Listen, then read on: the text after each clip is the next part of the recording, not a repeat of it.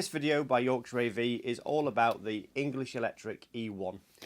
The E1 is a network noise isolator. Its sole purpose is to reduce noise from Ethernet that connects to your DAC or your DAC streamers, and in doing so clean the signal to improve sound quality. And that is ultimately what a lot of the things that we do in hi-fi are progressional upgrades and changes to improve ultimately the sonic performance that we experience from our seating position. Now, in terms of my demonstration system today, I'm using the new Monitor Audio Gold 300s.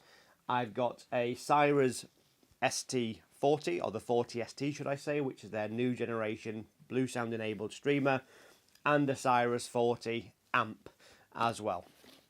The cabling is all Chord, it's Chord Shoreline consistently, and we've got the E1 with both a standard network cable and obviously a integrated network cable that comes from Chord in the package. Just to add a little bit of, credibility to the video, for 20 years prior to moving into hi-fi, I worked within the telecommunications sector, and that started right down in engineering, pulling cables, installing cables, terminating cables, both Cat5, coaxial BNC, and a whole heap of different fibre optics over a number of years. And as I went from a cable puller to a network engineer, that obviously involved a lot of troubleshooting and diagnostics. And it's definitely fair to say that in my, 8 years of network engineering to a pretty high Cisco standard, there were a number of issues that I identified through poor termination, bad cabling, crushed conductors, single directional light transmission on a twin fibre optic cable, etc. So connectivity has always been an interest and also a big part of my career. So coming into hi-fi, I was somewhat sceptical at one of my first supplier meetings when I was told that Ethernet cables would make a difference to sound. And my Cisco mind, my troubleshooting mind, all of the sniffing and snooping of packets that I'd done previously told me that's impossible, it's ones and zeros. And that's what I see a lot online. I don't get dragged into those conversations. And it absolutely is ones and zeros.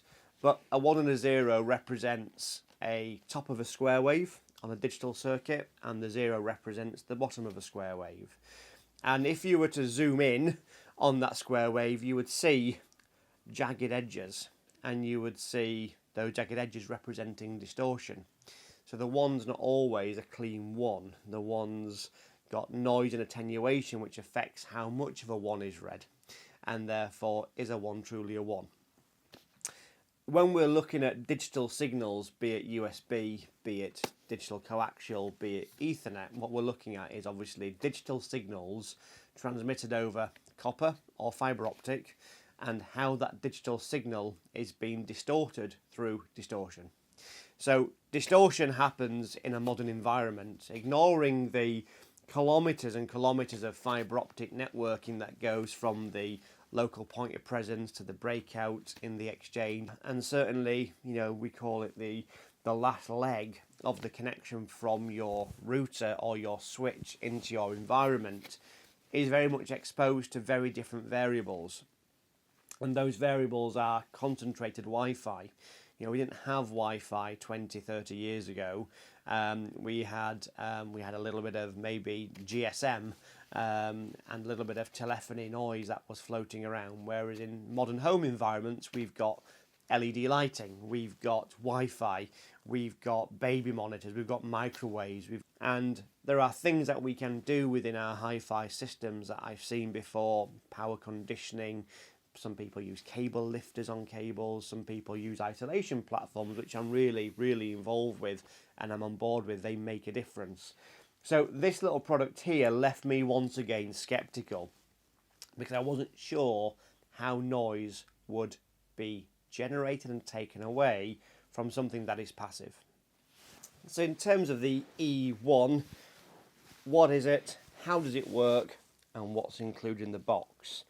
So this product here is £300, and inside the packaging we have a instruction book, that talks a little bit about the product and its applications and its use cases, and it talks about it being an inline network noise reduction for streaming media, and it gives a couple of system ideas in terms of router to a switch, then an E1 to a streamer, or router to a switch to a server to an E1, and then multiple E1s before the switch, after the switch to a server, and then to the hi-fi. So Chord or English Electric state that you can have multiple of these within a system, and multiple will make bigger differences. I've not tried that yet. That's coming up possibly in a couple of weeks' time. But inside the box you've got the E1 itself, and then you have an included C stream network cable. So the E1 is it's a metallic chassis. I believe it's aluminium, so it's non-conducting. Inside here there's a little bit of foam, I believe, or material that makes it a bit more deadened. And inside of here there is a small microchip, and the microchip is unpowered. It's powered effectively by electrical energy going through the cable, and you'll see there's a source and there's an exit, and the source obviously comes from your network feed, so from your router or from your switch, and then the output is then to your streaming device, i.e. the Cyrus box just here. Incoming noise, or noise at a given frequency that's generated by electrical products such as routers and switches, or interference picked up over the cable, are filtered out, and it turns that noise into effectively kinetic energy. It turns it into micro vibrations, which generates heat. Now this will get lightly lukewarm, off cold. It doesn't get hot at all. It's not generating that much energy because there's not that much noise coming down an Ethernet cable. But the noise that is there is quite profound. And it's this electrical noise that we're ultimately trying to filter away from our streamer and our DAC. And in doing so, the common things that we sometimes hear when we upgrade a component, be it a power supply or a power conditioner, or we change a streamer, we're looking for that improvement in soundstage, in clarity, detail, depth, warmth, body, all those things that become relevant to what we're ultimately searching for. And it's the role of the E1 to basically improve any streamer. So in terms of cabling the system up, we have our feed-in from our network, so that is from either your router or from your switch, and then we follow the arrows on the E1 out using the C stream cable that's provided into then your streamer or your DAC, and that is now passively filtering incoming noise from the Ethernet. As simple can be. And it could be said that you might have a server on your network as well, and therefore from the switch you would have an E1 which then feeds your music server, and then you'd have your feed then from your server to an E1 then to your DAC as well. So again, that's a perfect example of where using an INUOS, which has a LAN in and a network out feed, you'd feed the INUOS with the feed cable, and then you go out from the feed cable to an E1, from the E1 then into your streamer DAC. So in summary, the English Electric E1 by the Chord Company, is it a viable upgrade? Is it worth its money? And I think categorically the short answer is yes. It's amazing how much interference there must be down your local environment to hear the difference that brings. We trialled it on Weem amps, which are £329.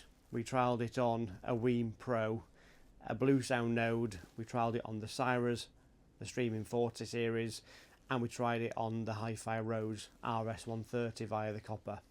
In every single instance, it made quite a significant difference, probably more subtle on the higher end products. I was expecting it to be the inverse. I was expecting it to be better on the entry level products, but actually it made a bigger impact on the products that are perhaps more sensitive to noise, or those that are trying to eradicate noise within their architecture. So for £300, is it worthwhile? 100% yes. Comes with a great little cable to get you up and running. Obviously, Chord have the upgrade path that people can explore and experiment with their local dealer. But for its price point, I think it's 100% worthwhile a go. And as always, what we offer is a home trial service. If you're interested in an actual Chord or an English Electric EE1, by all means, drop us an email, drop us a telephone call. We'll be happy to send one out to you. If you're not completely satisfied, send it back for a full refund. And with that, no risk to try something. And you might find, as we found on every single system, it makes quite a big improvement. Until next time, my name's Lee. We're Yorkshire AV. We're located just south of York in the UK. You can find us online at www.yorkshireav.co.uk. I'll speak to you soon. Goodbye.